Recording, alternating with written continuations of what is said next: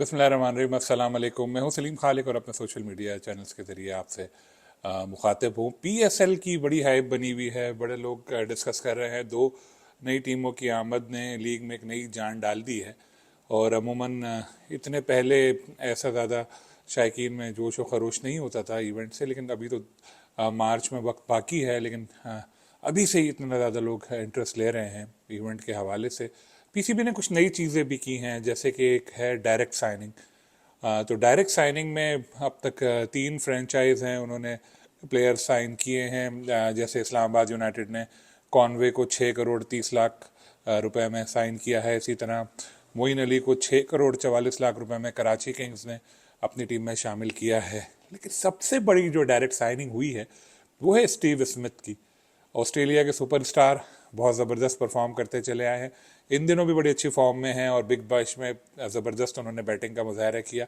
इसके बावजूद उनको नेशनल टीम में नहीं लिया गया वर्ल्ड कप की, जिस पे बहुत ज़्यादा तनकीद भी हो रही है ऑस्ट्रेलिया में।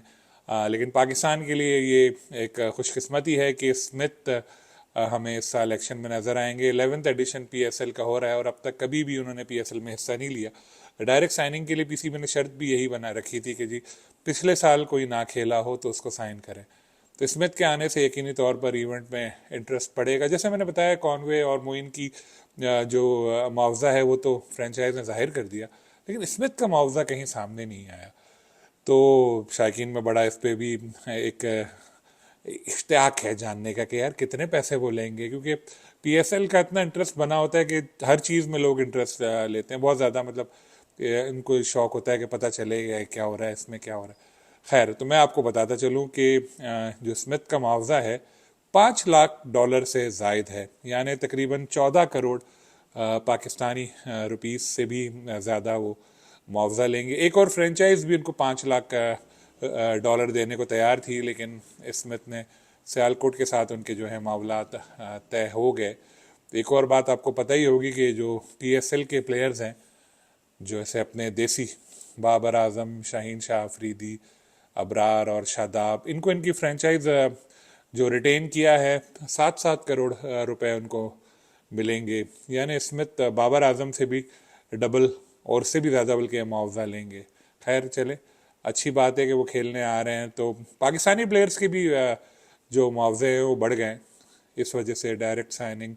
और इसके अलावा जो डायरेक्ट साइनिंग तो खैर फॉरेन प्लेयर्स की, लेकिन जो रिटेंशन इस बार पीसीबी ने 8 के बदले 4 कर दी थी, क्योंकि दो नई टीमों के लिए भी प्लेयर्स एडजस्ट करने थे।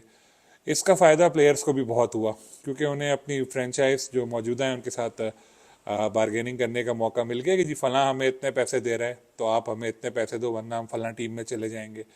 तो इसका काफ़ी प्लेयर्स ने फ़ायदा उठा लिया। और जो 7-7 करोड़ रुपए की फिगर आई है प्लेटिनम, जो 5 में से 4 फ्रेंचाइज के प्लेयर्स हैं, तो ये कोई इत्तेफाक नहीं है। इसमें कई ऐसे जो रिटेन हुए हैं प्लेयर्स, तो इनको जो पैसे मिल रहे हैं, जो जाहिर किए गए हैं वो, और जो उनको पैसे मिलेंगे उसमें फ़र्क होगा।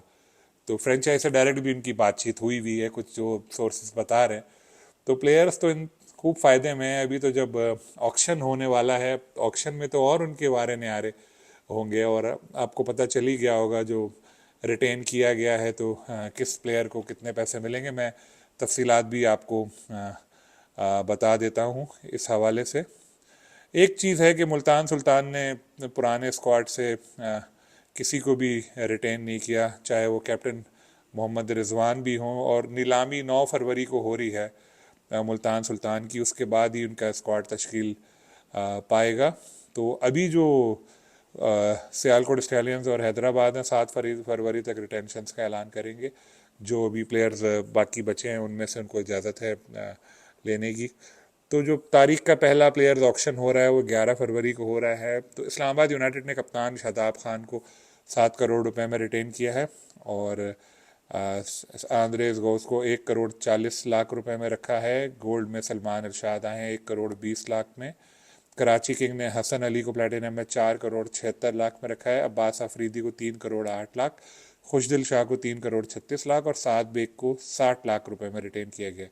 पेशावर ज़ल्मी ने बाबर आजम को 7 करोड़, सुफियान मुकीम को 4 करोड़ 48 लाख, अब्दुल समद को 2 करोड़ 80 लाख और अली रजा को 1 करोड़ 96 लाख रुपए में अपने पास रखा। क्वेटा ग्लैडिएटर्स ने अबरार अहमद को 7 करोड़, उस्मान तारिक को 5 करोड़ 60 लाख, हसन नवाज को 3 करोड़ 92 लाख और शामिल हुसैन को 84 लाख रुपए में रिटेन किया।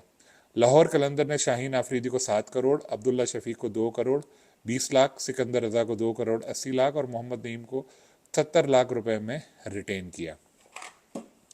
ये जो प्लेयर्स हैं इनके लिए एक तरह से अच्छा भी हुआ है कि उनको भारी मुआवजे मिल रहे हैं, लेकिन चूंकि फ्रेंचाइज इस चीज़ की आदी नहीं है तो थोड़ा उनको लग रहा होगा कि यार ये हमारी जेब पे बोझ पड़ गया। लेकिन जो 2 नई फ्रेंचाइज आई हैं उनमें से एक हैदराबाद तो चाह रही थी कि अनलिमिटेड बजट हो प्लेयर्स ख़रीदने के लिए, लेकिन वो ज़ाहिर हो नहीं सकता था।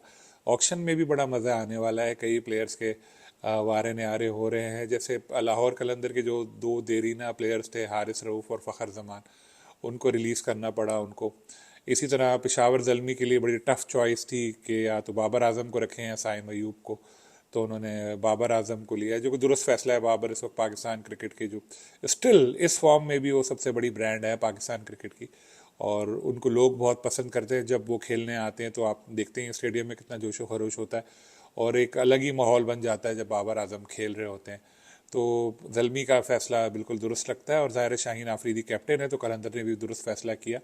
और उसके अलावा इस्लामाबाद यूनाइटेड की शादाब कैप्टन है तो वो भी एक ऑब्वियस फैसला था। हसन अली चूँकि कराची किंग्स के पास एक ही चॉइस थी तो उन्होंने उनको रिटेन किया। और अबरार की जो करंट फॉर्म है T20 बॉलर्स रैंकिंग में वो दूसरे नंबर पर आ चुके हैं, हर तरफ उनका चर्चा है मिस्ट्री स्पिन बॉलिंग का उनकी, तो उनको भी कोयटा ने अगर रखा है प्लेटिनम कैटेगरी में तो ये भी एक अच्छा फैसला कहा जा सकता है। तो अब देखते हैं कि क्या होता है। मुल्तान सुल्तान की फ़रोख्त भी होने वाली है, उसके बाद ऑक्शन होगा 2 दिन बाद प्लेयर्स का और फिर सारे स्क्वाड्स तश्कील दे पाएंगे और फिर ज़बरदस्त टीमें बन जाएंगी। लग यही रहा है कि जिस तरह से रिटेंशन वगैरह कम की हैं तो बैलेंस स्क्वाड्स बन सकेंगे और इवेंट जब होगा तो मुकाबले से भरपूर जो क्रिकेट हमेशा से PSL का खासा रही है वही देखने को मिलेगी। और इंशाल्लाह कोई और अपडेट्स होंगी इस हवाले से तो आपको आगाह करता रहूँगा। देखते हैं बाकी फ्रेंचाइज किन प्लेयर्स को डायरेक्ट साइन करती हैं, फिर आपसे इंशाल्लाह मुलाकात होगी। अल्लाह हाफ़िज़।